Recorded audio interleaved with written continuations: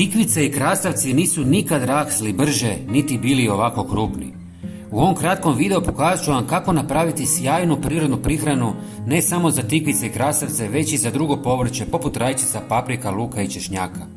Prije nego što vam pokažem cijeli postupak, važno je znati nekoliko stvari. Tikvice mogu dati jako dobar urod, ali im je za to potrebna pravilna prihrana. U ranim fazama, prije nego krenu cvjetati, traže više dušika jer tada najintenzivnije rastu. Kada počnu stvarati plodove, najbolje rezultate daju gnojiva s većim udjelom kalija. Biljkama koje se razvijaju često treba dodatna pomoć kako bi uspješno napredovale.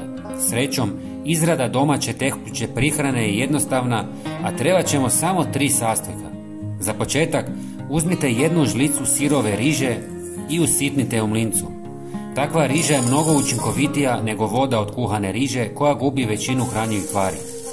Riža u sirovom obliku sadrži vrijedne elemente poput dušika, kalija, fosfora koji su ključni za zdrav razvoj biljaka.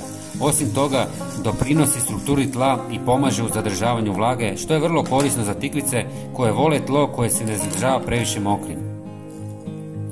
Usitnjenu rižu stavite u 300 ml tople vode.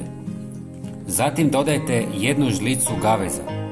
Gavez je poznat kao prirodno gnojivo koje obiluje ključnim hranjivim tvarima i korisnim spojevima za tlo i biljke. Ako nemate gaveza, poslužit će i kopriva. Treći sastojak je češnjak u prahu, koji mnogi početnici u vrtlarstvu još ne koriste, a izuzetno je koristan. Odbija štetnike poput lisnih ušiju i gusjenica, te štiti biljke od gljivičnih bolesti zahvaljujući svom prirodnom fungicidnom djelovanju. Njegova primjena održava biljke zdravima kroz cijelu sezonu. Smjesu ostavite na sobnoj temperaturi 24 sata. Ako želite prskati biljke po listovima, potrebno je tekućinu procijediti. Prije zalijevanja razrijedite sa 2 do 3 litre vode.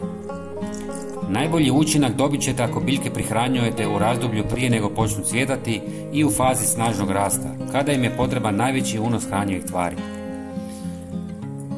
Prijatelji, pogledajte i naš sljedeći video na ekranu. Hvala vam na podršci i veliki pozdrav!